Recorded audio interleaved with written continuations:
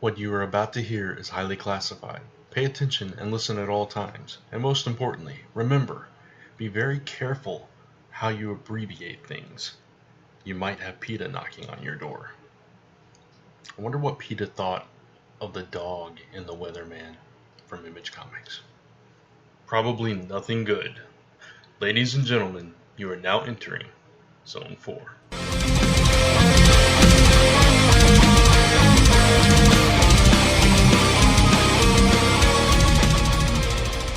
And welcome back to the Zone. I'm Brant. I'm Chris. And I'm Jay. This is episode 427 of Zone 4, your favorite comic podcast. See how enthusiastic I am. Are you trying to sell this or something here?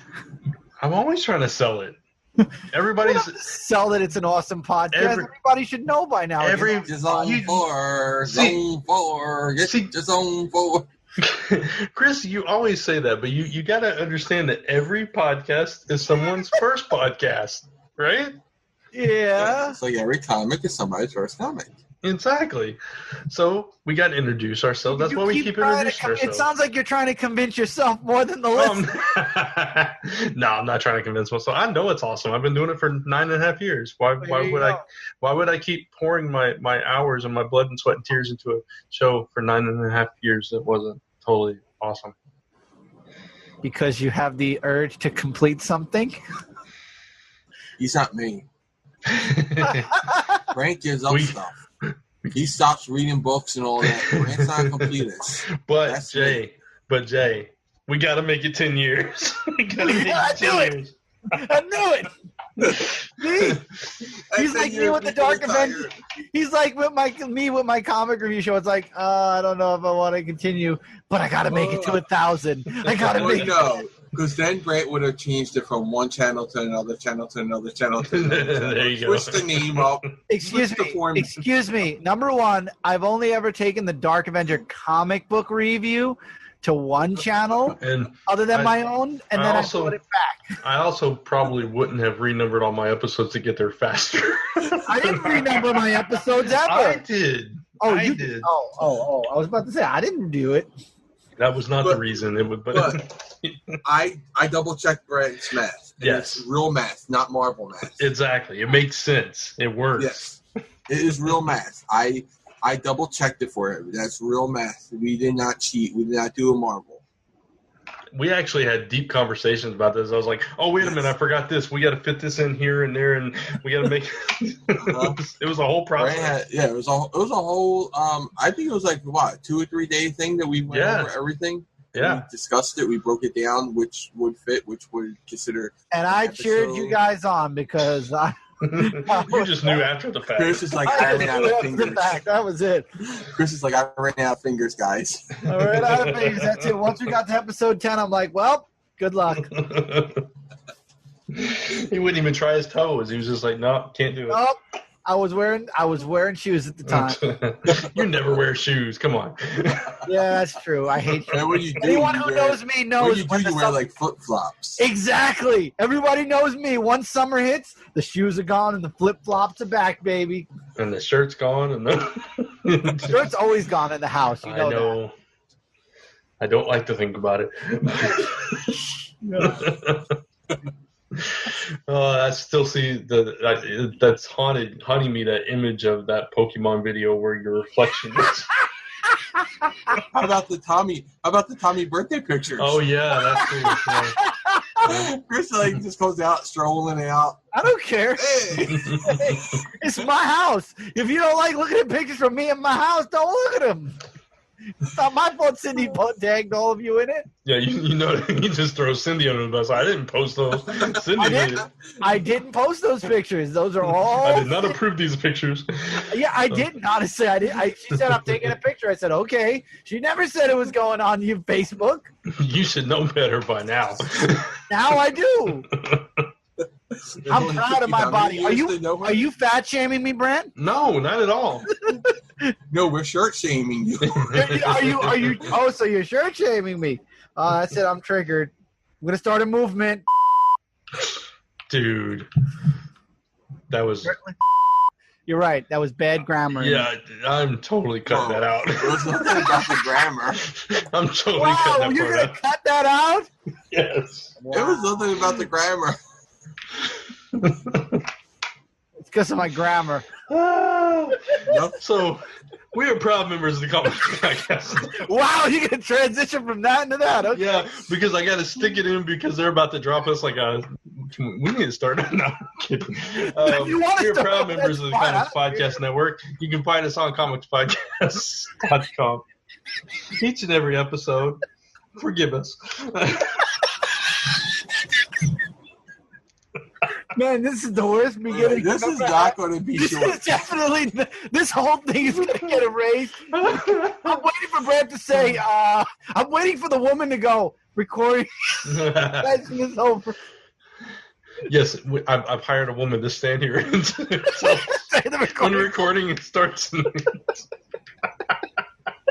Hi, Lisa. Brett, your recording is done. Get the heck out. It's Big Brother time.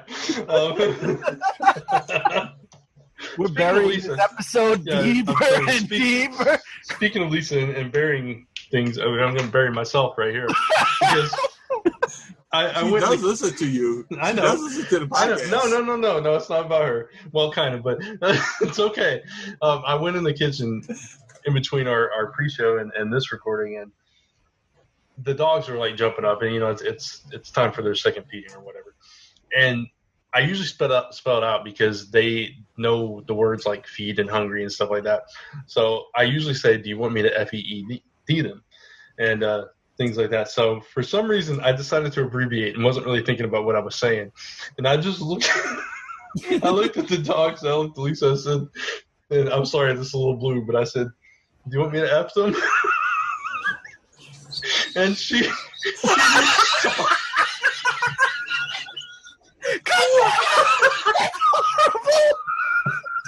You're horrible, and you talk about what I said. and she stopped. Oh my God. She's like cooking right, and she just stops and looks at me and like I've just said the worst thing in the world. What have you effed the dog? And I looked at her, and then just realization just hit me, and I just bowed over, just laughing uncontrollably. No, that's not even the worst part. That's not even the worst part. Oh no, there's more. No, because then I said, I meant, did you want me to feed them? And she goes, Oh no! wait, no. She goes, oh, I thought you were talking about Chris and Jay. What? She thought I was saying, do you want me to just blow them off? And Wow! Everybody, apparently Lisa thinks of Jay and I as dogs now. Good to know. God. Thanks, Lisa. Woof, There woof. it is for the world to hear. Woof, woof. Thanks, Lisa. He's gonna be like, you put me out. You threw me under the bus after you told Chris about throwing Cindy under the bus. And then not only that, but he also put Lisa under the bus when he said, "Oh, you're talking like Chris," if you remember, on another show. You just reminded her about something else. So you threw under the bus too. No, I'm reminding her. You under the bus. You threw you under the bus with that one because you made sure she remembers that. Eventually, this recording is probably going to stop. Hey, I am not throwing anyone under the bus. Just throwing it out there. I'm sure so Jay looks like the clean one. I threw myself Exactly. under the subway. What are you talking about? Just, the worst of it was for me. I said, Yeah, you're underneath the bullet train, right? Like that thing's just going like. that was terrible. It's not going to make its designated stop. It's going to keep going so it hits you at 1,000 miles an hour. My cheeks hurt so bad right now. Between the pre-show and this. If I didn't have a headache before, I'm telling you. Exactly. My head's hurting too. Oh man, my God. I'm dizzy. I'm not hurting yet, but give me a little time. I was laughing so hard a second ago, I almost passed out. I was like leaning over, and everything just went quiet. I heard nothing. I was like, whoa. I was like shaking my head, like, no. I'm on a podcast. I can't pass out. I wonder where is it for those who are listening. We have Whoever's left for ourselves. Whoever's left. Oh, This is not. Where this is a clean podcast. We love our dogs. Oh my god. Alcohol free. Not that much though. No. No, maybe Brad does, apparently, but not that. Hey. You're the one that said it. At least I thought you were talking about us. I meant feed them. I meant feed them. I just was not thinking clearly. Obviously. No. Oh my god. Oh, God. Yeah. This has been a night. I could think of something bluer, but I'm not saying it. I'm biting my tongue. Oh my god. Oh man. Yeah, Chris, I can imagine Brent going in there and going, Lisa, Whoa. to feed yourself. But you don't want to say it in front of the He dog. just says, I'm not going to say it, and then he says it. No. I was thinking of something worse. No, I was thinking of something worse. Well, don't tell us that one. No. I won't say that one. I just thought of something funny. That was less blue.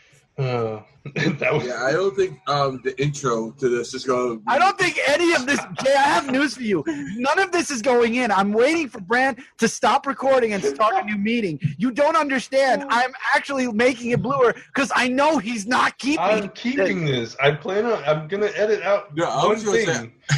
Why mine? Mine wasn't as bad. Chris, let's not revisit it. Yes. I was going to say, I don't think with the intro going this long, that this is going to be a short episode. Because we still haven't got through the Comics Podcast Network plug. We didn't even finish that. I mean, we all look so bad right now, honestly, except Jay. I mean, Brent and I look like bad. This should have been the pre-show. You know what? Can we just save this for next week's pre-show? Actually, that's not a bad idea. We might as well. Edit a few things out. If we do that, we're going to go into the next episode just cold. It's just going to be like, so, state of comics. Well, you know what? Hold on to this. And if we don't have a good pre-show one week, pop that in there. Oh, man. So whenever you're hearing this, ladies and gentlemen, however you're hearing this, Brent is a good man, and I'm a good person also. I would just like to point that out. Jay's innocent, complete. I'm a very good person. I just slipped up. Oh, that hurts my chest. I'm a good person. I abbreviated when I clearly should not have abbreviated. Oh my chest. I was trying. When you said I decided to abbreviate it. I thought you were going to say something like FD or something like that, or FE or FE, something like that. I did not know you were going to say F. I never heard Jay laugh so loud in my life. I don't know. I wasn't expecting that. I wasn't expecting it either. Oh, I thought he was honestly just going to say. I'm sure like Lisa FE wasn't or either. FD, and she was probably going to say like, I thought this is how it was going to go, so I abbreviated it. It was like FE or FD, and she was like, what? And then he was like, feed. And then the dog was like started barking or something. That's what I thought it was going to go. Right? I thought the bark. No idea it was going to go that way. I was expecting him to go. I went to Lisa. Hey, Lisa, arf, arf. And she'd be like, what did you just say to me? I didn't expect abbreviating. That wouldn't be abbreviating. Yeah, it's dog. Arf, arf is dog. Yeah, but that would be changing the whole thing. You were saying that he was spelling out feed. Normally they say, do you want to F-E-E-D? I love how we're breaking this down into logistics on how I should have abbreviated it. No, that's what I thought you were going to do. I thought that's how you were going to abbreviate it, like either F-E or F-D, when you said, I decided to abbreviate it. This episode of Zone 4 is brought to you by dog food. Feed your dogs. Random dog food. Not even the good stuff. There's no fancy. There's no Alpo or anything like that. Alpo. Pedigree. It's brought to you by Pedigree. It's not Pedigree. It's not Alpo. Trixie actually eats Pedigree. I'm trying to remember what we give my dog. This is the generic stuff. Dog food. I'm trying to remember this is the stuff you get in a white can that just says dog food. Exactly. This is the stuff you get at wholesale. It's like that big. Like the big warehouse with the box. 45-gallon tank of dog food. It just says dog food. That's the stuff when you pour it in the bowl, the dog looks at it and looks up at you like, what? I need this. Did you just give me scrap? is this safe? There's an eyeball in there. Sadly, my dog would probably eat it anyway. Oh, stop. She eats anything. It doesn't matter. She's like a vacuum cleaner. While Lisa's dog is sitting in here in my room with her bowl full, not touching it. Did you buy the generic dog food? No, that's what is it? Purina. I forget what we give my dog. It's a little square one. Oh my god! Now I need to know. He's gonna go check his dog food. Crypto used to eat Mutro. Caesar. That's what Cubby eats. That's all natural. Lisa's parents' dog. Oh. It's a lot more expensive. I should just remember in Italy, Caesar. Yeah, so you could get away. You guys could get away with feeding your dogs that little bowl stuff. Yeah. You got the little dogs. Yeah. No, I had to go buy the big, 45-pound. Yeah, we feed them. I mean, we get pedigree cans for Trixie. The problem is, Cubby's very particular, so she has to have those Caesars. And Rainey is allergic to chicken, so we have to be very careful with what we give her. She's allergic to poultry in general, so we have to be very careful with what we give her. And Trixie is just whatever. It's like, I'll eat your sock. Go ahead. Yep. Put it in the bowl, I'll eat it. Mm-hmm. And she will too. And then she'll go try to lick the other dog's bowls while they're still eating. Oh my god. That's Snowball. Snowball eats every and anything, whereas Cookie is more particular, but she likes to scratch everything. Our web camera, I did the mistake of leaving it on the bed. She didn't scratch the glass, thank God, but the whole top of the web camera, it looks like she tried to dig it out of the sheet. And I left it in, so it has all scratches on the top now, so it looks like it's a striped top. So now that the Avengers and pets and strange abbreviations has concluded, we are proud members of the Comics Podcast Network. Really? Are we still doing this? What do you mean? He stopped it was in the middle of doing it that he had to. I swear. You derailed them. You derailed them twice. We are proud members of the Comics Podcast Network. You can find us on comicspodcast.com each and every week. Now they've gotten 3 partial plugs, so they should be very happy. They should be I'm very waiting for you to finish it. You got to halfway through it, Brad, that time. Did I mention my? You can find a whole other plethora of shows on there, but listen to ours first. There you go. Did I We're mention done that I got here. my cell phone tripod? It's somewhere. Just Google Comics Podcast. I said comicspodcast.com, didn't I? Yeah, you did. Okay. And one of them ones. But just Google it. Just Google it anyway. We're moving on. I got my cell phone tripod today so I could start live streaming through my cell phone like Mike Spider-Slayer. I'm very happy. You realize Mike Spider-Slayer only uses his phone because his Chromebook won't stream properly, right? Not because it's what he wants, right? Oh, I know. Okay. But I'm saying, though, if I He's ever like, want to Mike live Spider-Slayer is one of the cool kids. Mike Spider-Slayer is cool. He streamed from his phone while we all use laptops. I use my phone sometimes. So 2016. So 2000, just like Apple. So 2000. Nobody uses Apple anymore except Cat and a few other Apple people who get stuff. Yeah, only the only the 5 billion people who use Apple. Yeah, exactly. Yeah. Those 5 billion people are so 2000. Yeah. LG's where it's at now. It just made like the $1 trillion mark or something. Yeah, that's nothing. That's the 2,000 people. I think it's like the first company to make that. I don't even know what to do anymore. You know how bitter I get when you mention Brad's on his own podcast. I don't know what to do. What are you people doing? You know how bitter I get when you talk about Apple. Why are you doing this to me, guys? I have no clue where we're going. So, speaking of Apple, let's see. I want to hear how you connect this. It's a central plot point in an indie comic called Paper Girls, published by Image Comics. Wow, he did it! That's right. He did Which it! brings us to topic time. Topic time. It's topic time. That's something like Cat would say in Savvy Time. Oh man, we are in rare form tonight. Rare? Well, okay, we're in usual form, but okay. No, I think this is even beyond our usual form. Like this is the Twilight Zone version of Zone 4. We're a little extra tonight. I don't know. Yeah. Oh man, but yeah, for topic time this week, we thought we would just kind of talk a little bit about the state of independent comics, and that's a pretty broad topic, so we'll probably end up centralizing down on something. I don't know. We'll see how it goes. But I think it's personally, just to start the conversation, I think it's a great time to be an independent comic creator and fan.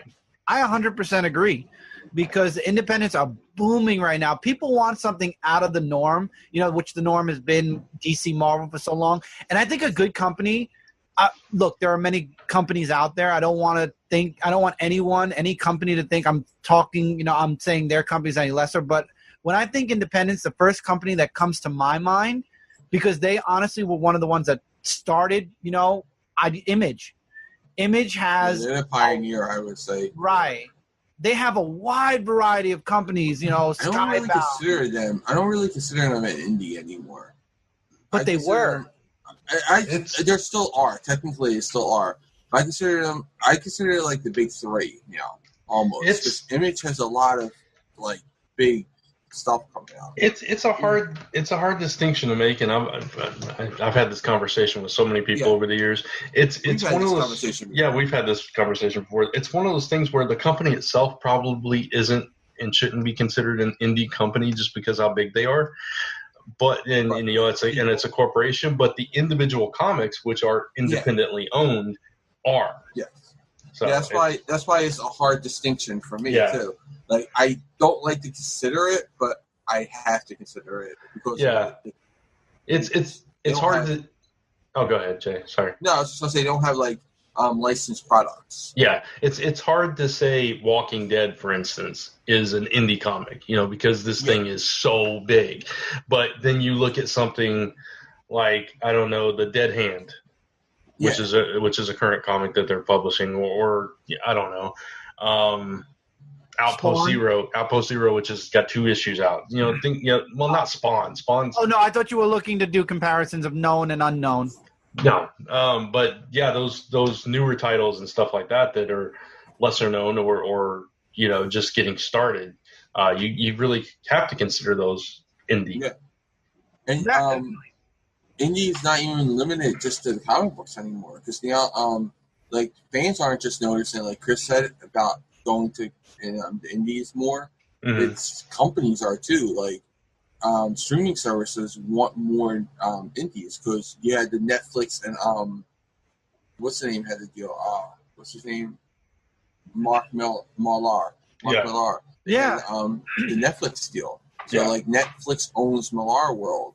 Mm-hmm. And because they know that a lot of people like the indie stuff because of the success of stuff like The Walking Dead on TV. Yeah. So yeah, a lot of that stuff and Kick-Ass the movies, they did well. Yeah. Well, I mean, you have to go back to the history of indie comics, and you got to go back to stuff like Teenage Mutant Ninja Turtles and things like that, and Men in Black and things that blew up and became like these mainstream properties, but they started with in that era where they were just this nobody that was just somebody with a dream and a comic and took it out there and obviously that's a long shot and that doesn't happen often. Oh, yeah. For every Ninja Turtle, there's like 500 people who did not succeed.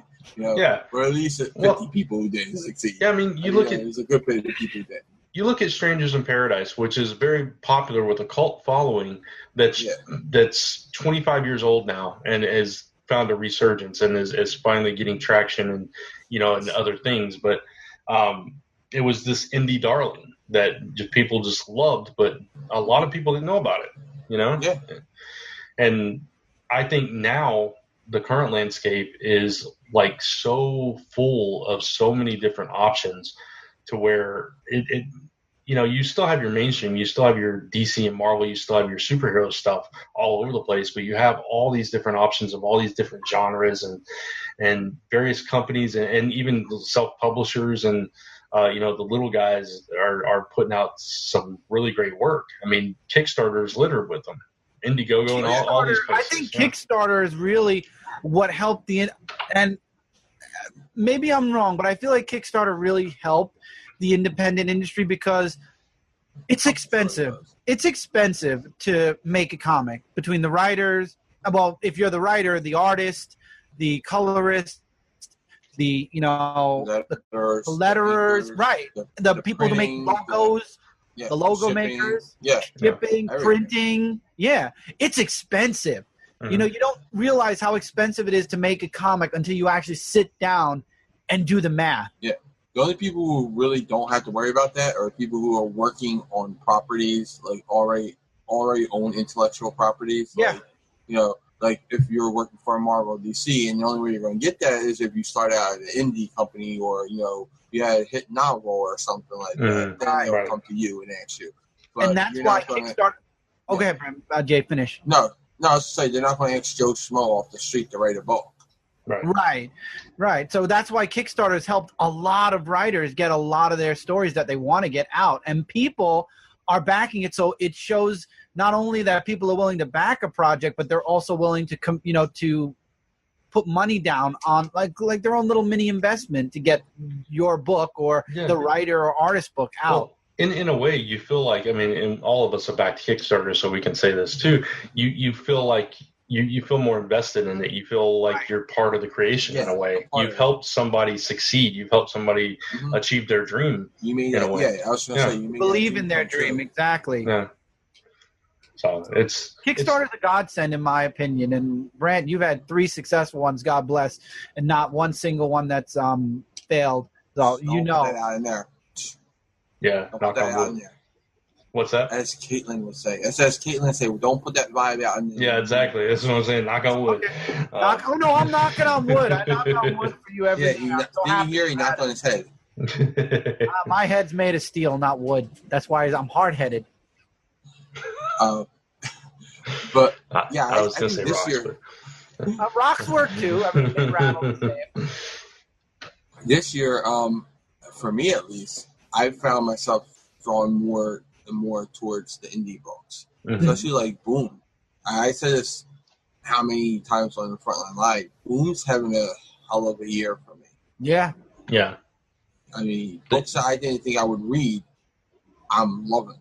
See, and that's the beauty of what they're doing. And I don't love all the books that you love, but I do enjoy some of them. But the beauty of what they're doing is they have such a variety of topics, of genres, of just twists and takes on these kind of characters too. Yeah. It's like I think that's another thing. Oh, go ahead, Chris. I was just going to say one little short thing. And they started off as just Kaboom, a kid's comic book company. And now they're expanding. And they still have the younger reader comics, but now they've got like WWE, Mechadet U, stuff like that. And they didn't start as Kaboom, but yeah. No. They started off offshoot of Boom. They started off. Boom Studios started off with a very small selection of titles, and they were totally indie at the time.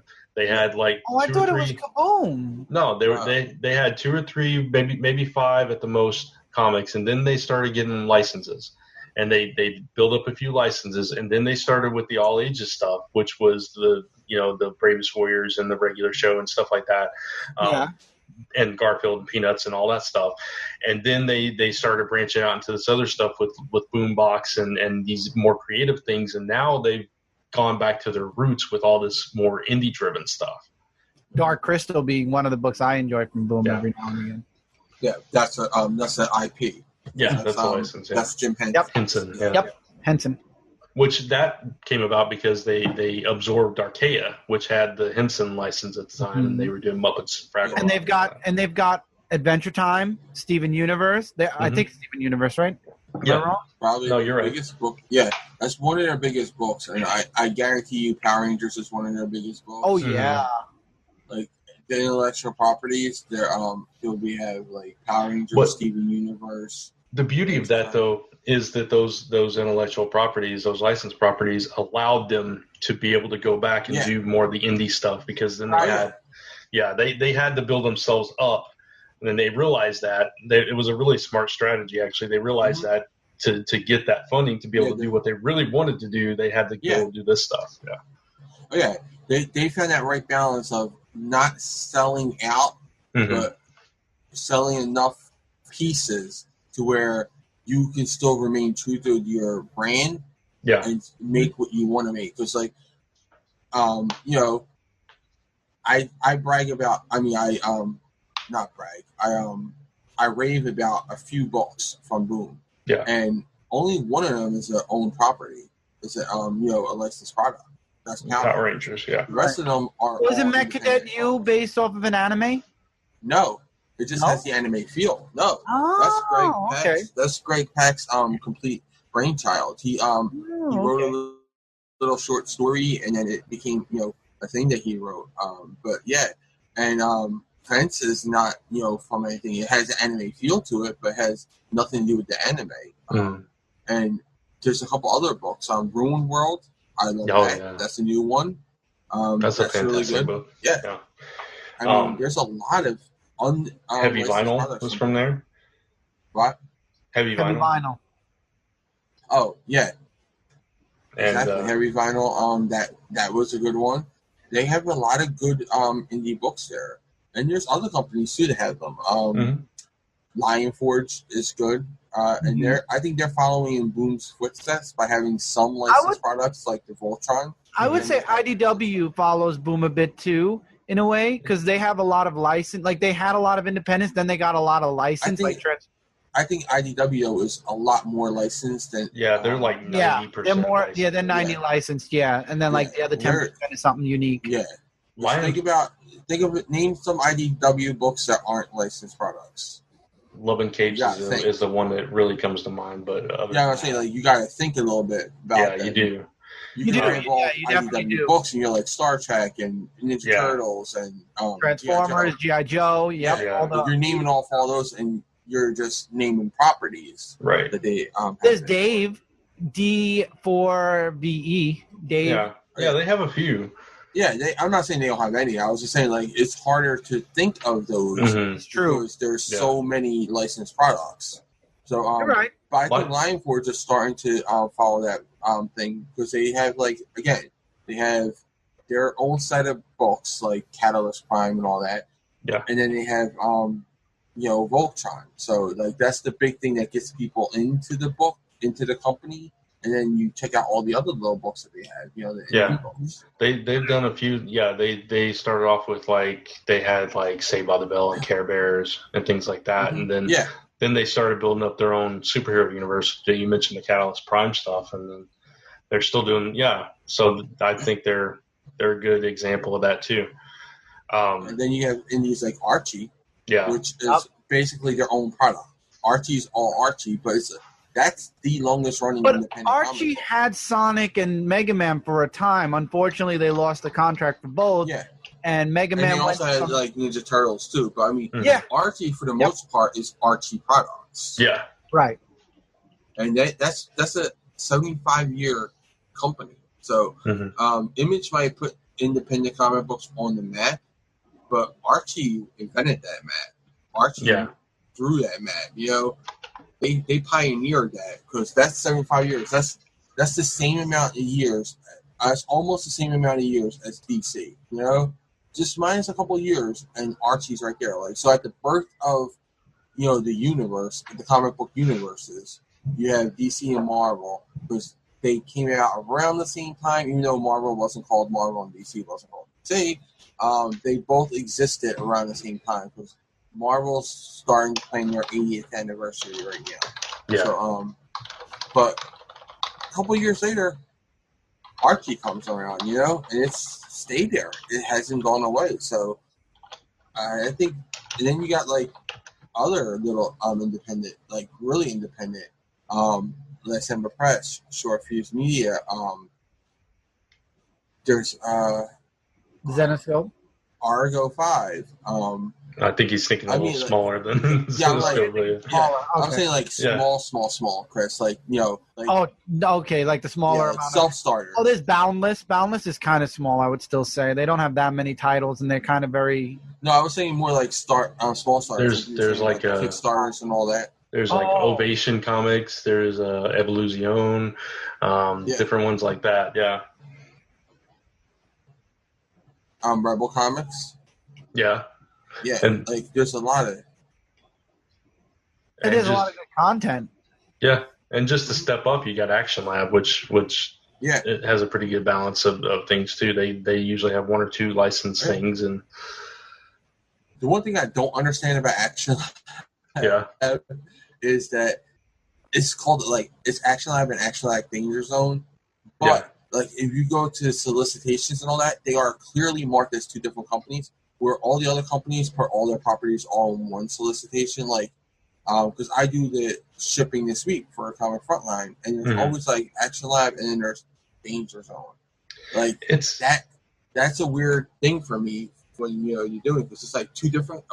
Will you consider them two different companies? No, I wouldn't. I mean, I understand that they have different editor-in-chiefs for both, but it's more like an imprint. It's their mature line, their mature imprint. It's like Marvel having Marvel Knights or DC having Vertigo. It should still be the same Vertigo. Thing. DC Vertigo actually is being put into DC Solicits. What? Well, no. Go ahead, Brandon. No, that's my point though. They should be together. Right. Okay. Yeah. What I was saying, Chris, was like, even when because I get the list of books that are shipping out, for shipping this week. Mm-hmm. And Vertigo books have always been included for at least the last 5 years that Frontline has been around. It's always been included in that list as DC. It's just all DC. They don't separate them as DC and Vertigo. Weird. That's like us doing. That's like us doing Last Ember Press, and then 529 is a completely different company. Right. I always.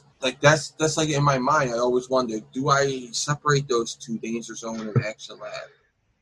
It is weird. I don't know why they would keep it separate. Yeah, that's the one thing I always wondered about because I'm not sure if I should consider them the same company or not. Even though I know logically in my head, I know that they're owned by the same parent company. The same company, Action Lab, Danger Zone is all one company. But the way that they separate them, should I separate them in my head, or should I just see it as all one company? Right. It's like even when we do for people who know about Frontline reviews, I put them all on the Action Lab. I don't bother with Danger Zone and all that. I just put them so we can select what books we want. I write a list out for everyone so we can select it, and just a little break the fourth wall thing. So this way we know who's reviewing what, and I always put them together with Action Lab. I don't separate them, but they kind of are their own thing too. Yeah, so that's weird that they're separate, but yeah, it's just there's so many choices out there, and that's why I think I know that we've heard the argument that it's comics are in a terrible state and that kind of thing, and it's true. You do need to constantly be reintroducing or introducing people to comics and especially kids and keep the medium going. But at the same time, in a way that it's more exciting because you have all these different options as opposed to just A or B, chocolate or vanilla. You have all these different flavors now that you can choose from. Yeah. Growing up, there was maybe 5 companies, something like that. And then our generation, Brent, you and mine, ours, yours and mine, we saw it actually expanding. We saw this transformation in the comic industry. Mm-hmm. It started around in the 90s with the big comic boom, and it's continuing today because even the small time people who started out, making their own comic books, they are starting to get into Diamond's order forms and getting into regular stores, and you have even people who are going from Kickstarters to going with publishing companies now. So yeah, Publishing companies are noticing Kickstarter too. Yeah, I think the landscape has completely changed because of things like that. And beyond that, you also have services like Comixology, and where you have a lot more visibility. There's also Amazon. Amazon Kindle is very popular now as well. Yeah, even if you're just doing print on demand, you have those services like Indie Planet where you can put up your book online. And Dan does it that way. Argo 5. Yeah. So I mean, you have all these different platforms and all these different avenues that you can get your stuff out there now that you didn't always have. And it's, with everybody having a YouTube channel, you have like these free promotion tools that you didn't always have too, and you have all these social medias. Yeah, right? Social media, yeah, which is something else you didn't have back then. Yeah, you didn't have. Yeah, you had to wait a month for a Wizard magazine. Right, exactly. But, and you never saw it on the 10 o'clock news. I mean, the 11 o'clock news. Like they never talked about a comic book or a comic book movie because no one talked about that. Yeah. Now, I know for all this excitement that we spew here about how great it is, I know there's going to be like 10 people come back and say, yeah, I've been trying to make comics for 20 years and I haven't made a dime kind of thing.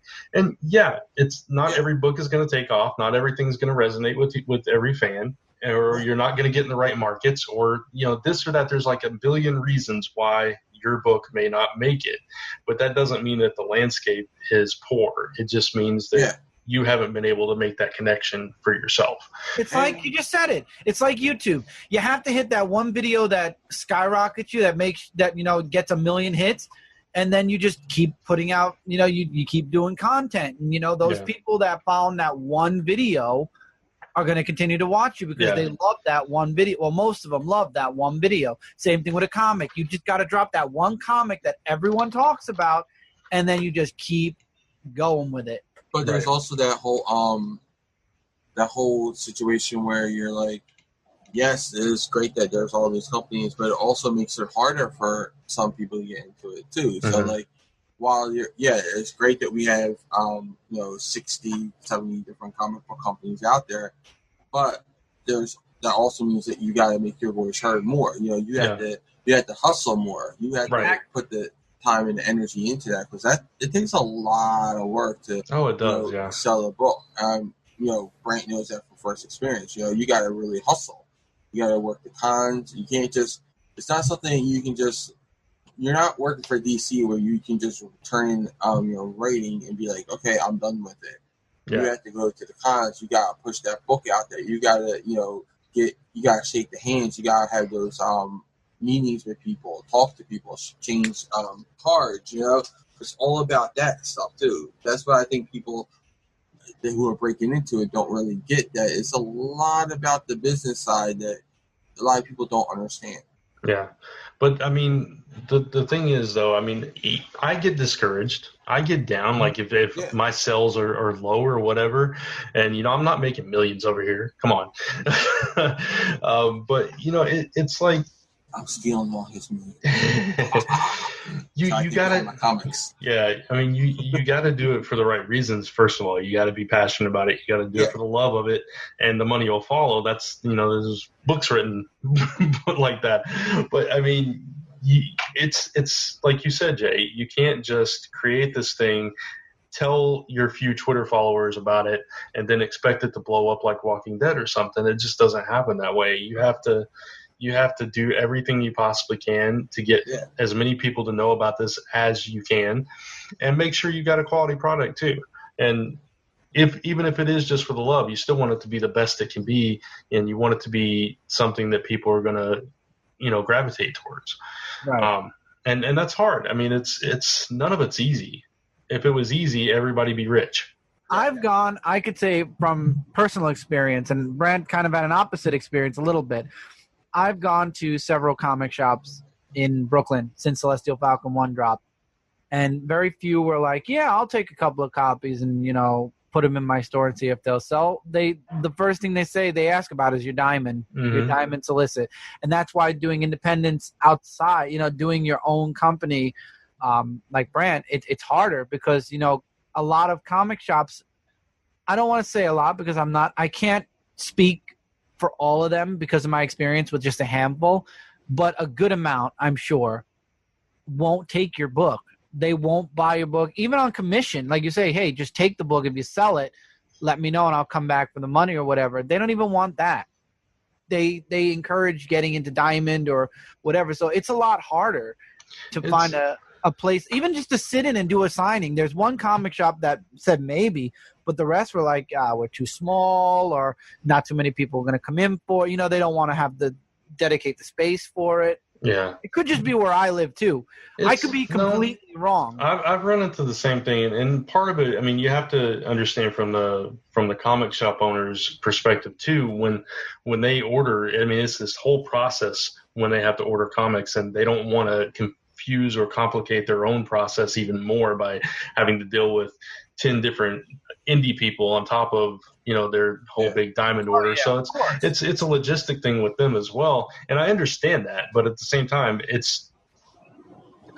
I don't know. We got to support each other as a community. That's what it boils down to. Exactly. Yeah. That's the most important. Especially with what's been going on with comic shops lately, where they're saying like the big two are, you know, not supporting them. Mm-hmm. Well, you're not supporting the indies, so it's like both ways. And there are shops that I know that do support indies, and they will gladly. A lot of shops out there do. Yeah, absolutely. There's one near my older brother who actually said if I ever go visit him again, bring my book. Like he would really want to talk to me. Cat has done it. Dan has done them. I mean, there are. Mm-hmm.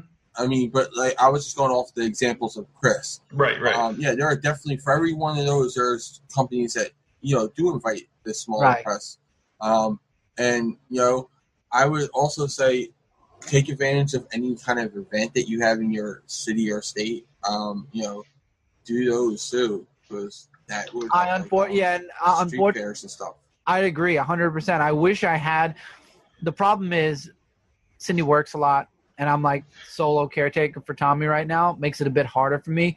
I would love. You have no idea how many conventions I had to turn down because Cindy works weekends, and most cons are Thursday through Sunday, and it's almost impossible to get the weekend to myself half the time. I'm working on it, but it all works in the support system. There was something else that affected that's affecting indie comic books too, because we talked about that on Frontline Live. I think it was this week, where some of the companies are going to digital, and then releasing only in trades. Yeah. Right. So Action Lab has their Midnight Tiger, which was way successfully funded on Kickstarter, is going from it's going to be digital first, and then after it gets on the trade, that's when you're going to get the physical. Is in the trade form. I don't know how I'd feel about my book going from single issues to digital and then trade. I can understand it from a business perspective because single issue, There's no printer? No. Single issue copies are a lot more expensive to make. Whereas a trade, you get better deals with that, and you can get it in more places. You can get it visible in more places. You can put it on in bookstores Amazon. In Amazon and different places that you can't put a single floppy. Go ahead, Jay. No, I was just saying a lot of people trade weight now. Yeah, and especially with indies that people don't know, and they don't know if there's going to be another issue. You got to take a 6 month vacation, Yeah. So I mean, it makes more sense in certain ways to do it that way. Definitely cost wise, and again, you're not having to pay for printing 5 times. Like let's say you have a 4-issue trade, you're not having to pay printing for 4 single issues, and then your trade you just pay for the trade. And it cuts way down on cost, and it cuts way down on that risk as well. So I mean, I can understand it, but at the same time, I can see how it hurts from a consumer's point of view. Don't forget the torrents. We were talking about this on my review show. People torrent everything now. There are websites out there that literally. Well, honestly, you can keep saying don't do it, but people do it. Yeah, you can't. You can't convince. Napster. Look, the whole real thing torrent started with Napster. Yep. Music, and it's never stopped. It never will. There was expanded. There was LimeWire. Remember LimeWire when you couldn't afford Napster because Napster became like you had to pay to use it? I never even heard of LimeWire because I never even went on Napster. I only know Napster because every TV show mentioned Napster on it. LimeWire was like a poor man's version of Napster. Oh, okay. I never used it. My friend did to get anime. See, I never went on any of those sites. Like Nor have I. Today, I still buy CDs. I still buy a CD because I just like having my CD collection. Yeah, I just listen to Spotify. I listen to Spotify too. I just opened the Spotify. I just opened one. Yeah, because I told you about podcasts on the last Zone 4. Yep, yeah. That's right. That's right. That's when I opened it, actually. That's funny. Yeah, but I still support it because, again, it's all about supporting things. So, like what we were saying on Frontline Live, if I like something, I will buy the floppies of it. I would buy the digital if it's available. I would buy the trade. Like Cat's books. I bought all, I think it's 4 or is it 5? 5. All 5 issues. 5 issues. There were 0.5s. There were 0.5s. That's why. I bought all 5 of the Father Like Daughters books, and I'm backing the trade paperback to support it. Yeah. And I would do the same exact thing for the Last Time Press stuff because you got to support an indie company, you know, because that's how you get out there. Yeah. I agree. And you can't, like you said, you're not going to stop people from wanting to take free comics because in their mind, I'm not paying a single dime, but I'm reading everything. Free anything. I mean, anything. It doesn't have to be comics. You're right. Music. You've done it for years. Music, movies, everything. But I mean, you shouldn't do it, and we should keep promoting not to do it. But honestly, if you want to get down to the bare facts, you're not going to change people's lives right now. No, you're not. It's not like Dare where you can change people's minds from doing drugs. This is a completely different realm. Yeah, it's a whole different thing. But I think indie comics are at a great point even with that. I mean, because as much as indie comics, I don't think indie comics gets as big of a hit by them as the big two. Because I think most people who do that are going for the big two, but they still go for some of the indies too. But yeah, I think indie comics right now are really bright. I say all the time that I'm liking a lot of the indie books that are coming out. And if you look at Frontline reviews, I review a lot of the indie books over there because I'm enjoying a lot of them. Yeah. Same. There's a lot I'm enjoying. I just, go ahead, Jay. Sorry. No, I was saying Aspen kicked it up a notch this year too. Yeah, they put out some really cool stuff. Yeah, it's just, I don't know. When I hear arguments that the comic industry's failing or whatever, and it's comparing it to what used to be, and it's just not a fair comparison when you look at the 90s. It's just that was an anomaly. That's something that probably should have never happened in the first place. Yeah. So it became big. Yeah. And it's like Sharknado should never be a hit, It's just like I think about, I know I compare a lot of things to wrestling, but I think about wrestling in that same era in the mid to late 90s where it blew up to the hugest it had ever been, and it's not that now, and people complain, well, blah, blah, blah, it would be bigger if it was this or that, but you can say that until you're blue in the face, but it's just that it hit at the right time and hit the right people, and that's all. There was a need for it or a calling for it, and people went through it, Yeah. So there was always that thing, and you're never going to get that success in the 90s. Yeah.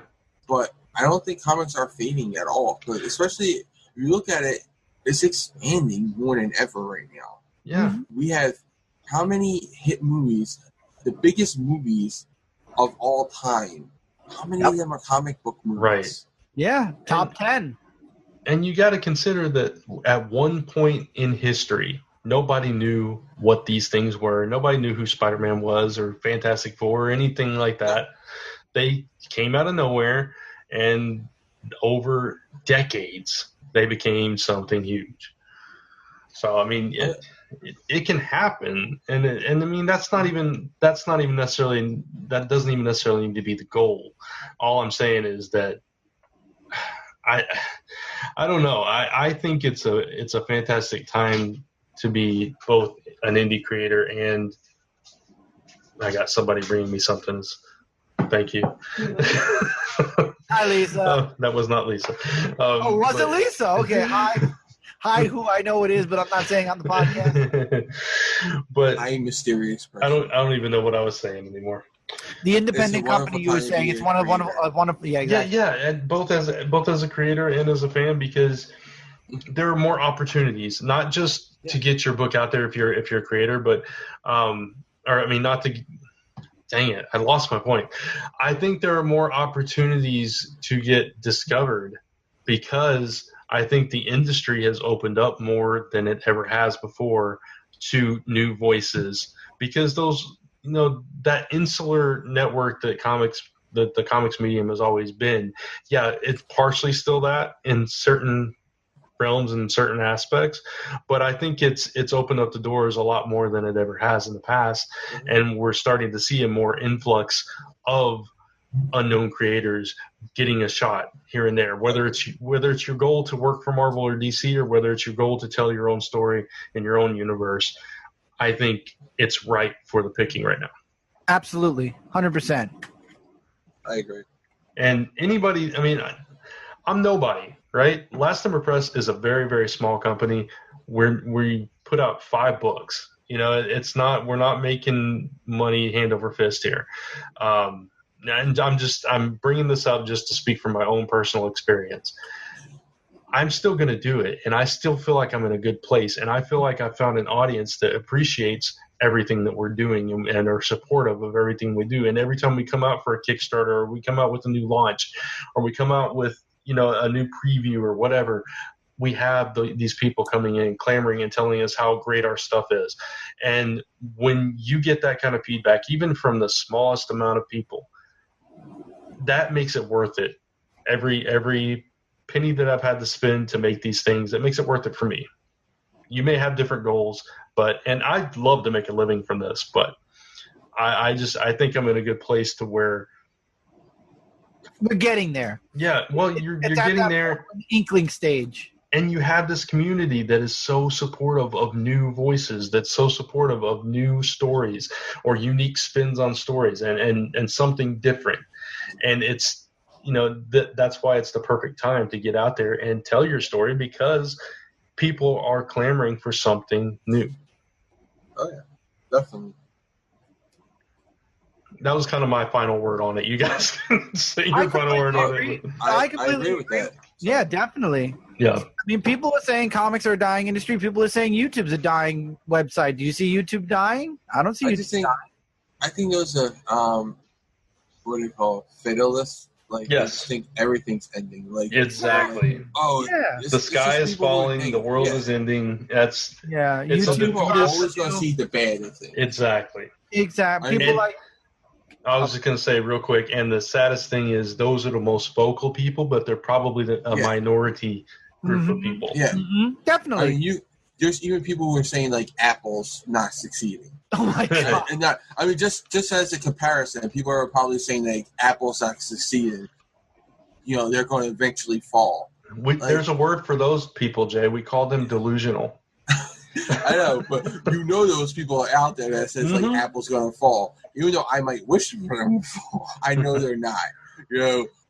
But there's people out there and I use that as an example because it's like a huge corporation. It's like one of the biggest. Exactly. So I use it as a corporation. People will see even the flaws in that. Yeah.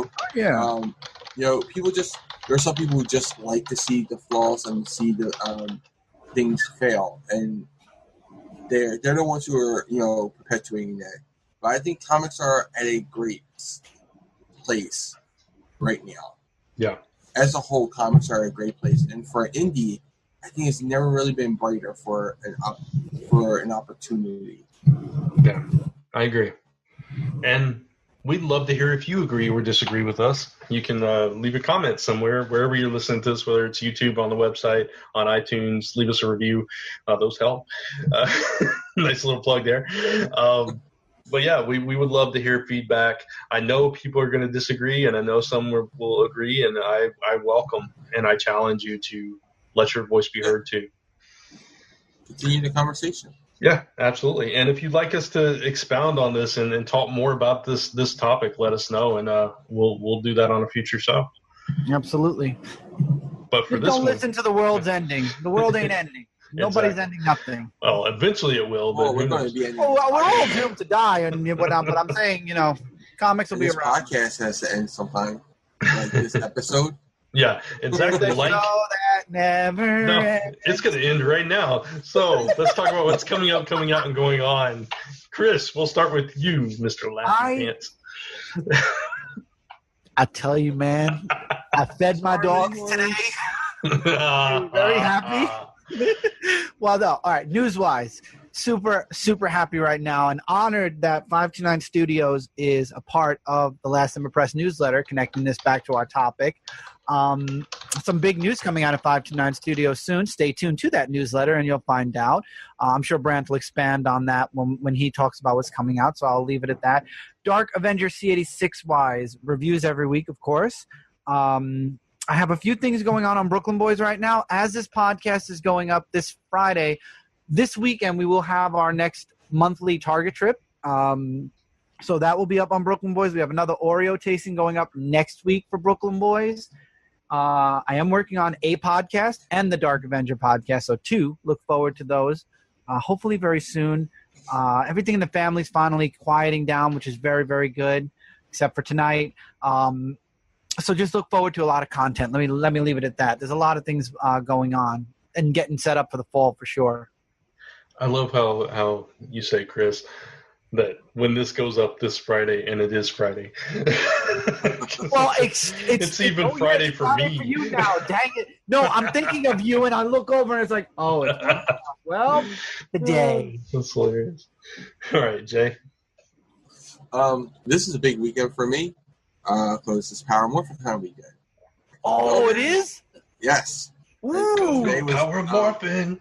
Yeah, Thursday was day 0. Today is day 1 of Power Morphin. Friday, Saturday, Sunday, 13th, 18th, and 19th.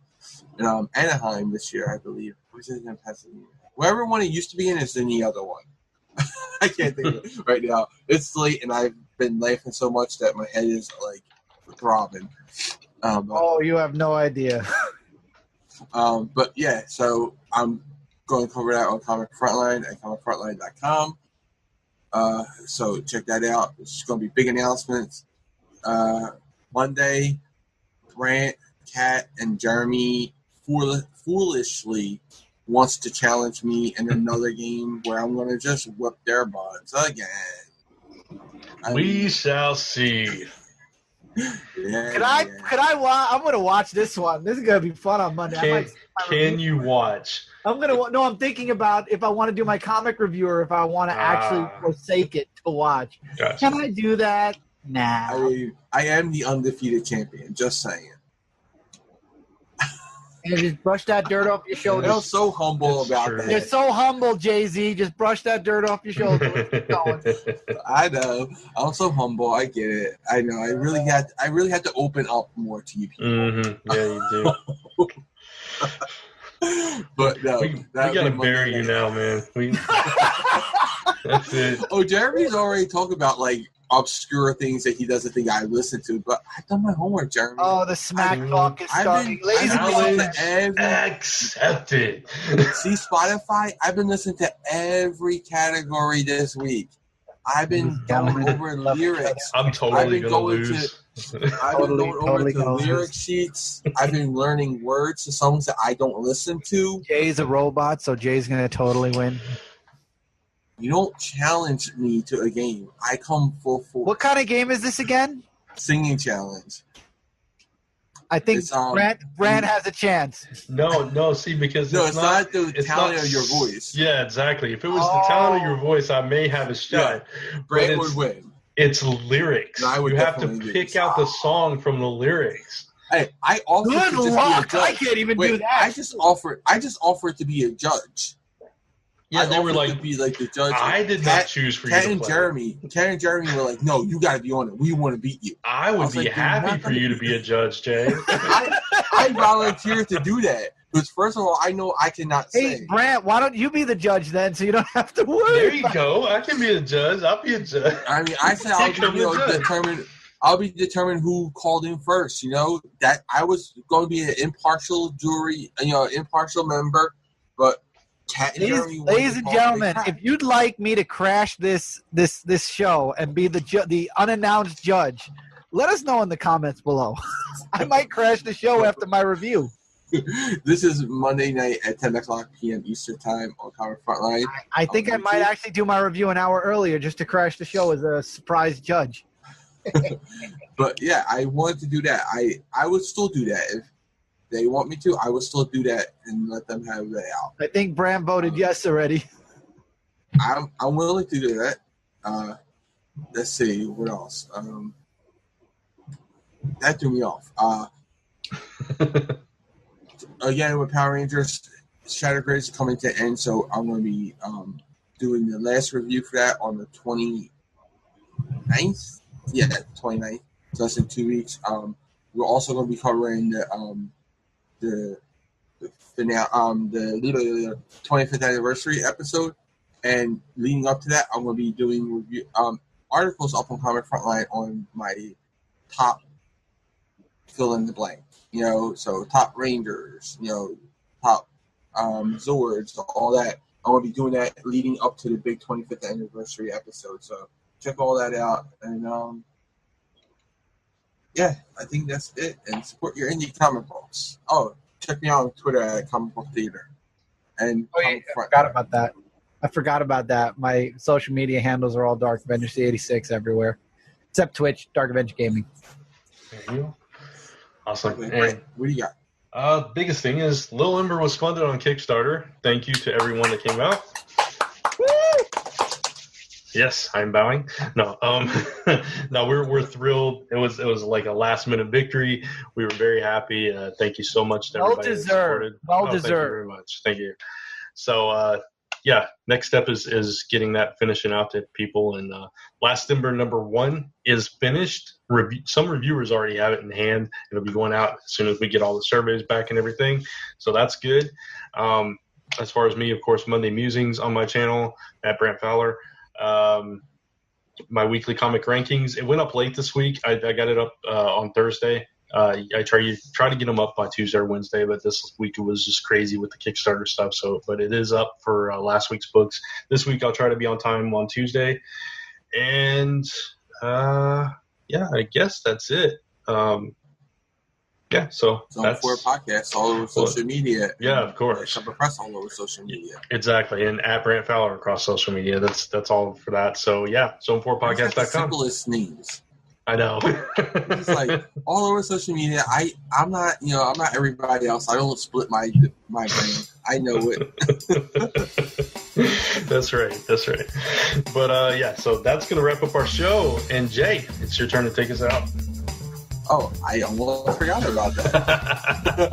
It was all the laughing. We'd like to thank the official bands of Zone 4, the Grey Wall Band and Society's Play, that you hear on the show each episode. We are also proud members of the Comics Podcast Network. You can find us on comicspodcast.com, Comic Frontline, Stitcher, iTunes, and of course, zone4podcast.com. If you have any comments, questions, or suggestions for us, send those to zone4podcast@gmail.com. And as always, thanks for listening. You are now leaving the fantastic Zone 4.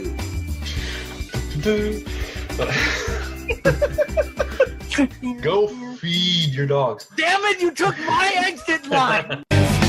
This is only a test for the X-Men.